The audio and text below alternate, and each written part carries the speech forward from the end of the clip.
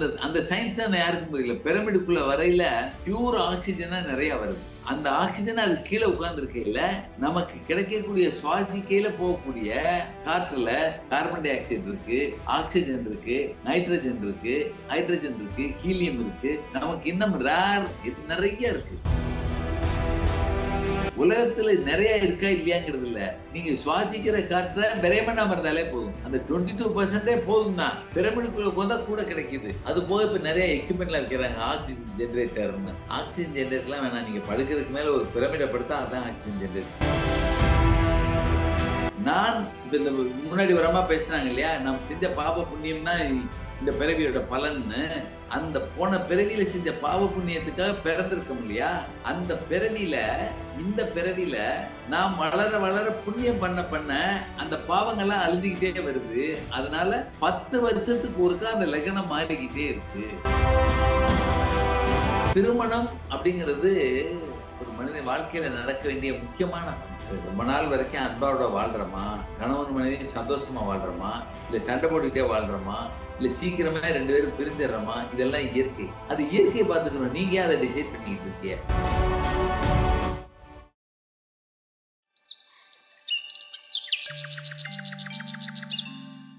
ஐயா நீங்க சொல்றீங்க இல்லையா, இந்த பிராணவாயு அப்படிங்கிறது. இது நமக்கு அதிகமா கிடைக்கிற இடம் எது? நிகழ்காலத்துல கிடைக்கும்னு சொன்னீங்க. அதேபோல தியானத்துல கிடைக்கும்னு சொன்னீங்க. இத பத்தி கொஞ்சம் நல்லா சொல்லுங்க ஐயா. இது பிரமிடுக்குள்ள இருக்கையில அது கம்ப்ளீட்டா ஃபில்டர் பண்ணி தான் நமக்கு குடுக்குது. அந்த அந்த சயின்ஸ் தான் யாருக்கும் புரியல. பிரமிடுக்குள்ள வரையில பியூர் ஆக்ஸிஜனா நிறைய வருது. அந்த ஆக்ஸிஜன் அது கீழ உட்கார்ந்து இருக்கையில நமக்கு கிடைக்கக்கூடிய சுவாசிக்கையில போகக்கூடிய காற்றுல கார்பன் டை ஆக்சைடு இருக்கு, ஆக்ஸிஜன் இருக்கு, நைட்ரஜன் இருக்கு, ஹைட்ரஜன் இருக்கு, ஹீலியம் இருக்கு. நமக்கு இன்னும் ரேர் நிறைய இருக்கு. இது அவ்வளவும் போயி அதுல 20% மாத்திரம் தான் நமக்கு சுவாசத்துக்கு பயன்படுது. இது 80% வேஸ்ட். ஆனா ஒரு பிரமிடுக்குள்ள உட்கார்ந்துருந்தீங்கன்னா, போற அவ்வளவும் 95% வரைக்கும் பியூர் ஆக்ஸிஜன்ங்கிறதுனால, ஒரு என்னுடைய நண்பர் நம்ம பெங்களூர்ல உள்ள பிரமிட் வேலைக்கு போயிட்டு வந்தாரு. நான் என்ட்ட பேசிக்கிட்டு இருக்கையில, ஓஹோ! இவ்வளவு அவரும் என்னோட வேலை பார்த்த இன்ஜினியரு. ரிட்டயர்ட் ஆயிட்டாரு. அவர் மகள பார்க்க போயிருக்காரு. போனவரு மக ஒரு கம்பெனில இன்ஜினியரு. இன்னும் கல்யாணம் ஆகாத சின்ன வயசு பொண்ணு. தனியா தானே இருக்கோம்னு, அது ஆபீஸ் போனோனே அந்த பிரமிட் சென்டருக்கு போயிருக்காரு. நான் சொன்னத வச்சு. அவருக்கு பாருங்க, நானு சொல்லிக்கிட்டு இருக்கேனே ஒழிய, எனக்கு போறதுக்கு பாக்கியம் கிடைக்கல. அவரு போயிட்டு அனுபவிச்சுட்டு வந்துட்டாரு. வந்தவர் சொல்றாரு, "நான் கீழ உட்கார்ந்திருந்தேன். நல்லா இருந்துச்சு. அந்த அந்த பிரமிட்ல அந்த 2/3 ஹைட்ல கிங் சீட் இருக்குல்ல, அங்க ஏறி போனேன். ஹார்ட்டும், லங்ஸும் துடிக்குதான்னே தெரியலைங்கிறாரு. பியூர் ஆக்ஸிஜன் கிடைச்சோனே, அத வாங்குறதே அது பைய வாங்குறதுனால, என்ன சார் இவ்வளவு பிரமாதமா இருக்கு. ஹார்ட் துடிக்குதா, லங்ஸ் துடிக்குதான்னே தெரியல. அமைதியாயிருச்சுங்கிறாரு. ஏன்னா உங்களுக்கு ஆக்ஸிஜன் அதிகமா அளவுக்கு அதிகமா வந்த உடனே, உங்களுக்கு லங்ஸோட வேலை குறைஞ்ச உடனே, ஹார்ட்டோட வேலை குறைஞ்ச உடனே, ஸ்லோவா துடிக்குது. இது ஒரு பெரிய ஞானம். அவர் வந்து சொன்னத. அவர் சொன்னதுக்கு அப்புறம் நான் சீக்கிரம் போய் பார்த்துட்டு வருவோங்கிற ஆர்வத்த வளர்த்துட்டு போயிட்டாரு. அந்த சென்டர்ல. அப்ப உலகத்துல நிறைய இருக்கா இல்லையாங்கிறது இல்ல. நீங்க சுவாசிக்கிற காற்ற விரைமண்ணாம இருந்தாலே போதும். அந்த 22% போதும் தான். பிரமிடுக்குள்ள உட்கார்ந்தா கூட கிடைக்குது. அது போக இப்ப நிறைய எக்யூப்மெண்ட்லாம் வைக்கிறாங்க. ஆக்ஸிஜன் ஜெனரேட்டர்ன்னு. ஆக்ஸிஜன் ஜெனரேட்டர்லாம் வேணாம். நீங்க படுக்கிறதுக்கு மேல ஒரு பிரமிட படுத்தா அதான் ஆக்ஸிஜன் ஜெனரேட்டர். ஒரு பிரமிட் ஷேப்ப கட்டிலுக்கு மேல போட்டு ரொம்ப உயரத்துல போடாம எவ்வளவுக்கு எவ்வளவு பக்கத்துல போடுறீங்களோ, அவ்வளவுக்கு அவ்வளவு பியூர் ஆக்ஸிஜன் கிடைக்குது. உங்கள்ல 8 மணி நேர தூக்கமே 3 மணி நேர தூக்கத்திலே உடம்பு தன்னை ரெஜினரேட் பண்ணிக்கிறது. அதுக்கு மேல ஒரு இந்த தலைக்கு மேல பிரமிட வச்சுக்கிட்டுலாம் உட்கார்ந்திருக்கோம் இல்லையா? அதெல்லாம் அதுதான். அதுதான். இந்த தலை உச்சி வழியா போகக்கூடிய அருளாற்றல் பியூர் ஆக்ஸிஜன் அருளாற்றல்னு நம்ம சொல்லியிருக்கோம். காஸ்மிக் எனர்ஜின்னு சொல்லியிருக்கோம். அது சுத்த சைத்தன்யம் அப்படின்னு வச்சுக்கோங்க. ஆக்ஸிஜன் பேர் சொல்ல வேணாம். சுத்த சைத்தன்யம். அது உடம்ப ஆரோக்கியமாக்கும். அதனால இருக்க இடத்துல நம்ம ஒரு கோடை வாசஸ்தலத்துக்கெல்லாம் மலைகளுக்கெல்லாம் ஏன் போறோம்னா, அங்க உள்ள மரங்கள்லாம் கார்பன் டை ஆக்சைடை எடுத்து கார்பனை தனக்கு வேணுங்கிற உணவா தயாரிச்சுட்டு ஆக்சிஜனை வெளியே விடுது. அதனால அந்த அந்த மாதிரி மலை பிரதேசங்கள்ல வாழையில நிறைய ஆக்சிஜன் கிடைக்குது. சென்னை மாதிரி, டெல்லி மாதிரி ஹைலி பொல்யூட்டட் ஏரியாவுக்கு போல ஆக்சிஜன் அளவு குறைய கிடைக்குது. ஆனால் அந்த அளவே போதும் நமது எண்ணங்கள் நல்லா இருந்துட்டா. நான் இன்னைக்கு 5000 ரூபாய் சம்பாதிக்கணுங்கிறது முக்கியம் இல்ல. அந்த 5000 ரூபாய்க்கு பதிலா 7000 ரூபாய் செலவு பண்ணிக்கிட்டு இருக்கேனாங்கிறது தான் முக்கியம். நீங்க சம்பாதிக்கவே வேணாம், செலவழிக்காம இருந்தா போதும். ஐயா, நீங்க இன்னைக்கு சொன்னதுல எனக்கு பகவத்கீதாவை இன்னொரு ஆங்கிள் எனக்கு எடுத்து காமிச்சது. அதை ஷேர் பண்ணாதான் வந்தேன். அதாவது அதாவது பகவத்கீதையில சொல்லியிருப்பாங்க இல்லையா, கடமையை செய் பலனை எதிர்பாராதே அப்படின்ற மாதிரி. நீங்க இன்னைக்கு ஷேர் பண்ணதுல ரொம்ப அருமையா எனக்கு என்ன ஒரு ஹாப்பினஸ்னா, அப்ப நல்வினை தீவினை இரண்டுக்கும் நம்மளுக்கு மறுபிறவி உண்டு. அப்ப இந்த இரண்டு அந்த நல்லதையும் கொடுத்துரு, நல்லது கெட்டதுன்றது 2 விஷயமும் எங்கிட்ட விட்டுடு, நீ உன்னோட கடமையை மட்டும் செய்ப்பா சாமி அப்படின்ற போது, அப்ப அந்த பிறவி அறுக்கிற விஷயமாவே சூப்பரா இருக்கு. எனக்கு இன்னொரு படிச்சதுனாலும் நாம கிளாஸ் கேக்குறச்ச என்ன ஆகுதுன்னா, இன்னொரு ஆங்கிள் ஓபன் பண்ணி அந்த விளக்கத்தை புரிய வைக்குது.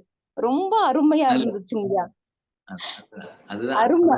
பல அறிஞர்களுடைய நூலை படிக்கிறத அவங்க நம்ம எல்லாத்தையும் சம்பந்தப்படுத்தி பாக்குறதுதான். சொல்லுங்க ஐயா. வணக்கங்க ஐயா. ஐயா, நிகழ்காலம் எதிர்காலம் அப்படின்லாம் சொல்லிருக்கீங்களா ஐயா? இப்ப எங்க பொண்ணுக்கு கல்யாணத்துக்கு பேசியிருக்கோம். ஆனா ஏதோ சூரியன் செவ்வாய் இருக்கிற வச்சு சீக்கிரமே விதவையாகணும் அப்படிங்கறத நினைச்சு அந்த பொண்ணு எனக்கு மேரேஜே வேணாம் அப்படின்னு சொல்றாங்க. பொண்ணுக்கு வயசு 28. நான் எனக்கு மேரேஜ் வேணாம், நான் இந்த மாதிரி இதுல ஜாதகத்திலயுமே சொல்றாங்க அப்படின்னு சொல்றாங்க. அதனால அவங்க மேரேஜ் பண்ணிக்கலாமா, இல்ல இந்த எதிர்காலங்கிறதே இல்ல, நம்ம நிகழ்காலத்தை தான் நம்ம நினைச்சு வாழணும்னு சொல்றீங்களேங்க ஐயா? அது என்னங்க ஐயா செய்யலாம்? அவங்க அதே குழப்பிட்டு அந்த பொண்ணு ரொம்ப ஃபீல் பண்ணிட்டு இருக்காங்க. ஐயா, அவங்களுக்கு ஜாதகத்துல ஏதோ ஒரு தோஷம் சொல்லியிருக்காங்க. அதனால அவங்க விதவை ஆயிடுவாங்க அப்படின்னு சொல்லிட்டு. இப்போ அந்த பொண்ணு கன்ஃபியூஸ் ஆகி எனக்கு கல்யாணம் வேண்டாம்னு சொல்லிட்டு இருக்காங்க. இதை எப்படி நம்ம சரி செய்ய முடியும் அப்படின்னு சொல்லிட்டு கேக்குறாங்க. அதாவது இப்ப மெட்ராஸ்ல ஒருத்தர் ஜாதகத்தை பத்தி ஒரு வகுப்பு 1 மாசத்துக்கு நடத்துறாரு. அதுக்கு பேரு ஏஎல்பின்னு பேரு, அட்சய லக்ன பத்திரிகைன்னு பேரு. அவரு ஒரு பெரிய உண்மையை அதுல சொல்லியிருக்காரு. நம்ம யாருக்கும் புரிஞ்சுக்கிற தெரியாத உண்மை என்னன்னா, அந்த அட்சய லக்ன பத்திரிகைன்னு ஒருத்தர் இப்ப மெட்ராஸ்ல நடத்துறாரு. மாசத்துக்கு ஒரு 50-60 பேர் 70 பேர்லாம் அட்டன் பண்றாங்க. ஆன்லைன்ல கிளாஸ் நடக்குது. அது இப்ப ஒரு 10 நாளா நடக்குது. இந்த மாசம் முடிஞ்சு அடுத்த மாசம் ஆரம்பிக்க போறாரு. இந்த அட்சய லக்ன பத்திரிகை அப்படிங்கறதோடைய சயின்ஸ் என்னன்னு அவர் சொல்லியிருக்காரு. நான் இப்ப இந்த முன்னாடி ஒரு அம்மா பேசினாங்க இல்லையா, நாம் செஞ்ச பாப புண்ணியம் தான் இந்த பிறவியோட பலன்னு. அந்த போன பிறவியில செஞ்ச பாவ புண்ணியத்துக்காக பிறந்திருக்கோம் இல்லையா, அந்த பிறவியில இந்த பிறவியில நாம் வளர வளர புண்ணியம் பண்ண அந்த பாவங்கள்லாம் அழிஞ்சுக்கிட்டே வருது. அதனால 10 வருஷத்துக்கு ஒருக்கா அந்த லக்னம் மாறிக்கிட்டே இருக்கு. நம்ம பூரா பிறந்த ஜாதகத்தையும் நம்ம பார்த்துக்கிட்டு இருக்கோம். பிறந்த ஜாதகம் ஒரு அக்யூமுலேட்டட் கர்மா. அந்த கர்மாவை இன்னைக்கு புண்ணியம் பண்ணி சேர்க்க அந்த கர்மா பாதிக்கு மேல அழிஞ்சு போயிருது, அல்லது 80% அழிஞ்சு போயிருது. இப்போ ஒரு புது ஜாதகம் வருது. இதுதான் கேரளால பாக்குற பிரசன்னம். இப்ப நீ வந்திருக்கையில நீ என்ன பிறந்திருக்கேன்னு கண்டுபிடிக்கிறதுக்கு பேரு பிரசன்னம். அதை அவர் அட்சய லக்ன பத்திரிகை அப்படின்னு நடத்துறாரு. அந்த இதுபடி இந்த பொண்ணு கல்யாணம் பண்ணோன்னு விதவையாயிடும்னு இருந்தால், இது வரைக்கும் என்னென்ன புண்ணியம் பண்ணிருக்கோ அந்த புண்ணியங்கள்லாம் நல்லா இருந்திருந்தால் அந்த கர்மா அழிக்கப்படுது. ஆனா இது என்ன பண்ணுதுன்னா இறந்துரும். அதனால வேணாம் கர்மாவை சேர்த்துக்கிட்டே உட்கார்ந்துருக்கு. நல்ல பாசிட்டிவ் தாட் பண்ண சொல்லுங்க, கல்யாணம் பண்ணி வாழலாம். பிளஸ் என்னுடைய அட்ரஸுக்கு அனுப்ப சொல்லுங்க. அந்த கணவனை இழக்கக்கூடிய ஆற்றல் அப்படிங்கிறது நம்ம ரத்தம் சுத்தமின்மைதான். அதுக்கு நம்ம ஜாதகத்துப்படி, ஜாதகம் எல்லாம் இதுல பேச வேண்டாது, பட் உங்களுக்கு உணர்றதுக்காக சொல்லிடுறேன். 4, 7, 8, 11 இதுல இருந்தால் அந்த ஜாதகருக்கு கணவன் இறந்துருவாரு. அதுக்கு பேரு செவ்வாய் தோஷம், செவ்வாய் நெகட்டிவ் அப்படின்னு ஒரு கான்செப்ட் இருக்கு. அத நல்லிமை பண்றதுக்கு ஒரு 2-3 இருக்கு. வியாழன் பார்த்துட்டால், சந்திரன் கூட சேர்ந்து இருந்துட்டால் அந்த பாவம் நல்லிமை ஆயிரும்னு இருக்கு. இதெல்லாம் இந்த ஆழமா பாக்குற ஜோசியருக்கு தெரியும். ஒரு சிலர் அறதையா பார்த்திருப்பாங்க. ஆனால் என்னுடைய மருத்துவத்துல நான் எடுத்ததுல செவ்வாய் கிரகத்துக்குள்ள மூலிகை, முக்கியமான மூலிகை செவ்வரளி. செவ்வரளி நம்ம யாரும் அதை பாய்சன் நினைச்சு தொடறது இல்ல. அந்த செவ்வரளியே நான் மருந்தாக்கி வச்சிருக்கேன். நம்ம இதுல என்ன சொல்றோம்னா, செவ்வாய்க்கிழமை அன்னைக்கு துர்க்கைக்கு செவ்வரளி மாலையை போட்டு அர்ச்சனை பண்ணினால் செவ்வாய் தோஷம் நல்லிவே ஆயிரும்னு ஒரு பெரிய சயின்ஸ் எழுதி வச்சிருக்காங்க. இதுதான். இப்ப நான் செவ்வரளி பூல எடுத்து வச்சிருக்கேன். அதை கொடுத்துட்டால் அந்த பெண்ணோட ஜாதகத்துல போன பிறவி பாவத்துக்கு ஏத்தாப்புல உள்ள ரத்தத்தின் அசுத்த தன்மை அல்லது தோஷம் ஈஸியா விலகி அது புண்ணியம் பெற்று கல்யாணம் பண்ணிக்கலாம். அதுக்கு செவ்வாய்க்கு உள்ள மூலிகையாக இன்னும் கொஞ்சம் அதோட கேரக்டர் எல்லாம் ஸ்டடி பண்ணுவேன். அதை மாத்திரம் போட்டு கொடுக்க மாட்டேன். கேரக்டர் என்னவா இருந்திருக்கும்னு ஸ்டடி பண்ணி அதுக்கு ஒரு பய உணர்வோ அல்லது அதுக்கு ஒரு சந்தேக உணர்வோ உள்ளதுன்னா சந்தேக புத்தியும் போட்டுட்டால் தன்னைத்தானே அது புனிதப்படுத்திக்கிறோம். அதுக்கப்புறம் அந்த மாதிரி தோஷங்கள்லாம் வெளியே போயிடும், இருக்காது. வேணும்னா என்னுடைய மருத்துவ நம்பர் ஒண்ணு இருக்கு. இந்த 2 நம்பர் இருக்கு. அதுல போன் பண்ண சொல்லுங்க. நான் அந்த பொண்ணுகிட்ட பேசிட்டு மருந்து கொடுக்குறேன். அதுக்கப்புறம் கல்யாணம் பண்ணிக்கலாம். திருமணம் அப்படிங்கிறது ஒரு மனித வாழ்க்கையில நடக்க வேண்டிய முக்கியமான பங்கு. அது ரொம்ப நாள் வரைக்கும் அன்பாவோட வாழ்றோமா, கணவன் மனைவி சந்தோஷமா வாழ்றோமா, இல்ல சண்டை போட்டுக்கிட்டே வாழ்றோமா, இல்ல சீக்கிரமே 2 பேரும் பிரிஞ்சிடறோமா, இதெல்லாம் இயற்கை. அது இயற்கையை பார்த்துக்கணும். நீங்க அதை டிசைட் பண்ணிக்கிட்டு இருக்கீங்க. இயற்கையை ஓவர் கம் பண்றதுக்கு நான் மருந்து சொல்றேன்ட்டேன். இருந்தாலும் நடக்க போறதை நீங்க ஏன் போய்கிட்டு பாசிட்டிவா திங்க் பண்ணாம நெகட்டிவாவே திங்க் பண்றேன். அது ஒரு பாதையை காமிக்கிறது. ஒரு ஒரு ரூட்ல போறதுக்கு டைரக்ஷன் போட்டிருக்கான். அந்த ரோட தோண்டி போட்டுட்டான்னா இன்னொரு பாதையை தேடுறது இல்லையா? நம்ம உடனே போகாம நின்ற போறோமா, குழியில விழுந்துருவோம்னு நின்ற போறோமா? அதை தேடுறதா அறிவே ஒழிய அதை அப்படியே எடுத்துட்டு விட்டு வள்ளுவர் குரல் அருமையான குரல். எப்பொருள் யார் யாரை கேட்பனும் அப்பொருள் மெய்ப்பொருள் காண்பதுதான் அறிவு. அதுல என்ன இருக்குன்னு அதை கண்டுபிடிச்சு மாறிக்கலாம். திருமண வாழ்க்கைங்கிறது ஒரு மனிதனுக்கு மிக மிக அவசியமானது. அது எத்தனை வருஷம் வாழ போறோங்கிறது முக்கியம் இல்ல. அது வாழாமே இருந்ததை விட வாழ்ந்து அனுபவிச்சுட்டு போயிடுவோம். ஒண்ணும் தப்பு கிடையாது. ஏன் இதை சொல்ல வரேன்னா, நீங்கள் இந்த கர்மாவை இப்ப அனுபவிக்காம போஸ்ட்போன் பண்ணினால் இனி ஒவ்வொரு பிறவிலையும் அக்யூமுலேட்டட் டாக்ஸின் வந்துகிட்டே இருக்க போகுது. இப்ப எனக்கு பொண்டாட்டி நல்லவே இல்லைன்னு வச்சுக்கோங்க. நான் எவ்வளவு பெரிய அறிவாளி, இவளோட வாழணும்னு தலையெழுத்துன்னு நினைக்கிறத விட இந்த பிறவில இந்த பொண்டாட்டியோட தான் வாழணும்னு அமைதியாயிட்டா, இந்த பிறவிலை போன பிறவி செஞ்ச பாவத்துல பொல்லாத பொண்டாட்டியோட வாழ்ந்து அடுத்த பிறவி நல்ல பொண்டாட்டியோட வாழ்றேன், இல்ல பிறவி இல்லாம வாழ போறேன். இதை போஸ்ட்போன் பண்ணி நீங்க தான் அனுபவிக்க போறீங்கிறத மறந்துடாது. எந்த வாழ்க்கையை நீங்க போஸ்ட்போன் பண்ணாலும் அந்த வாழ்க்கையை அனுபவிக்க திருப்பி பிறவி எடுக்க போறீங்க. அந்த பிறவில இந்த அக்யூமுலேட் பல பங்க தான் வந்து உட்கார போகுது.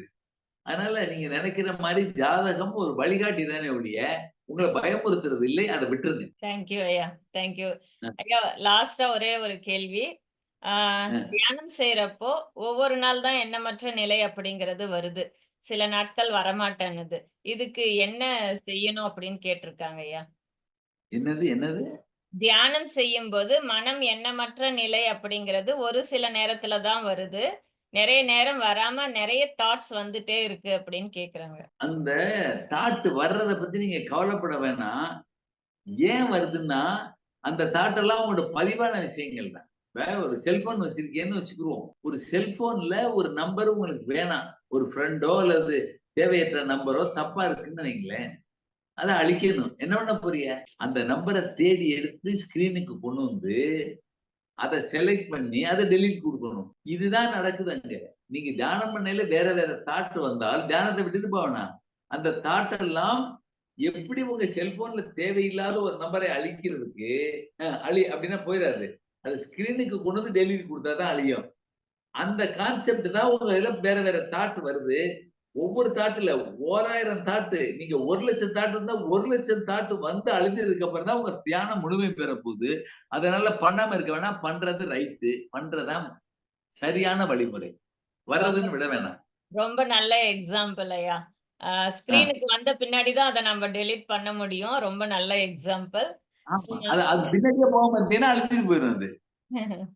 சோ அழகா சொல்லியிருக்காரு சார். வந்துட்டு நம்ம தியானத்துல தாட்ஸ் வந்தது அப்படின்னா அது ஸ்கிரீன் மேல வந்துதான் டெலீட் ஆகணும், இல்லைன்னா அது உள்ளார அப்படியே இருக்கும். சோ வரத்தை பத்தி யோசிக்க வேண்டாம், நீங்க உங்களுடைய தியானத்தை தொடர்ந்து செய்யுங்க அப்படின்னு சொல்லியிருக்காங்க. தியானம் பண்ண போறது இல்ல, அந்த கர்மா, அதாவது ஒரு ஒரு பையன் நம்மளை குத்துற மாதிரி வருது, அல்லது நம்ம ஒரு பெண்ணை பின்னாடியே ஃபாலோ பண்ற மாதிரி வருதுன்னா, ஏதோ ஒரு பொண்ணை நம்ம ஆசையா காதலிச்சோம் என்னைக்கோ, அல்லது யாரோ ஒருத்தன்ட்ட நம்ம ஏதோ ஏமாத்தி வாங்கிட்டோம், அவன் இன்னைக்கு வாரான்னா, அந்த ஏமாத்து உள்ள இருக்க வரைக்கும் பிராணாவை விரயம் பண்ணிக்கிட்டே இருக்கும். அது மைண்ட்ல வந்து அழியட்டும்.